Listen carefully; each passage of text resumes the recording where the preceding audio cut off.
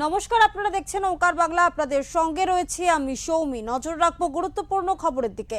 বুধবার সন্ধ্যায় ডাবগ্রাম ফুলবাড়ি বিধানসভা কেন্দ্রে তৃণমূল কংগ্রেসের প্রার্থী রঞ্জনশীল শর্মা ফুলবাড়ি ১ নম্বর গ্রাম পঞ্চায়েতের অন্তর্গত পোড়াঝড় এলাকায় প্রচার সারলেন।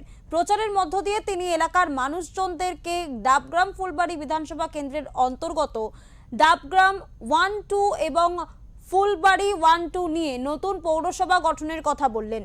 তিনি বললেন, বিগত 5 বছরে বিধায়ক এলাকার কোনো রকম উন্নয়ন করতে পারেনি, বিধায়ককে কোনো সমস্যা এলাকায় পাওয়া যায়নি। সেই কারণেই এলাকার মানুষ এই বছর তৃণমূল কংগ্রেসকে ভোট দিয়ে জয়যুক্ত করবে।